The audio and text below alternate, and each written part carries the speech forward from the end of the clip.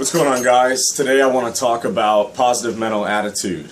I like to consider myself someone who is at heart a pretty negative guy. I tend to view most situations with a worst case scenario sort of attitude, but I always remain in those situations and attack those situations with a positive mental attitude.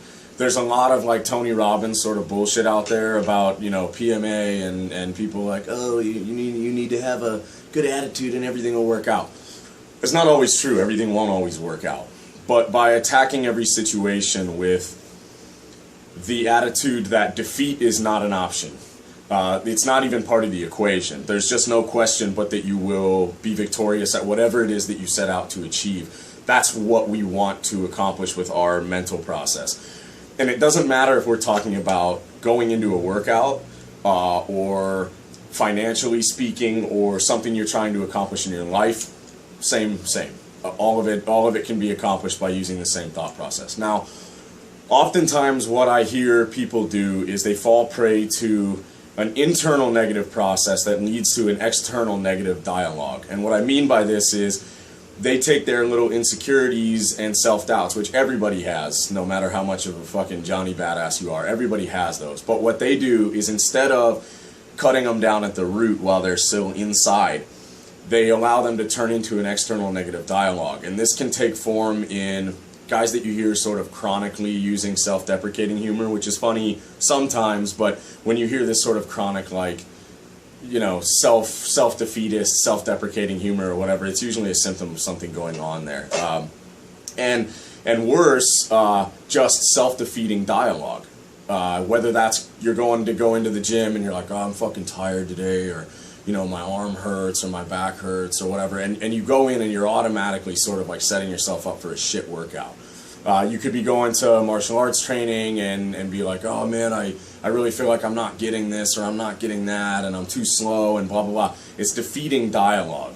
So in day-to-day life, you know, this takes sort of the place of, I don't have enough money to do this, I don't have enough time to do this, I'm not going to be able to get away.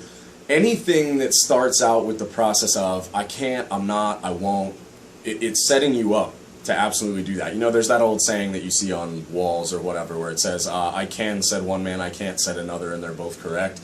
I really believe that that's true, no matter how much of a cliche it is.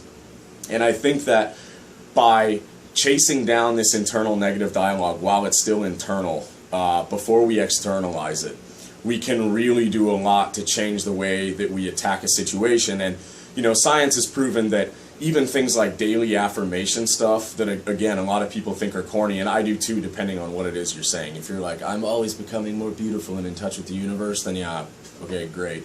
But I think that daily mantras where you're waking up and you're saying, okay, today I'm going to attack the day with fire in my eyes and I'm going to fuck shit up and I'm going to hit a PR in the gym. I'm going to learn new shit at jiu-jitsu. I'm going to make, you know, $500 today. Whatever your thing is, as long as you don't make it weak and chinless, then it will actually affect. And science proves that those things are actually building stronger neural pathways in your brain that make that attitude habitual.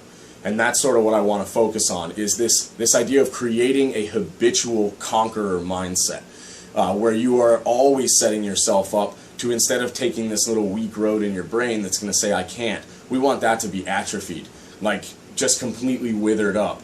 Whereas this conqueror mindset, we want that to be strong, like our muscles. You know, you don't want to let your biceps or your lats atrophy in the gym. No, you work them, you train them. Same with mental processes, same with your mindset. You have to train it to get strong where you want it to get strong.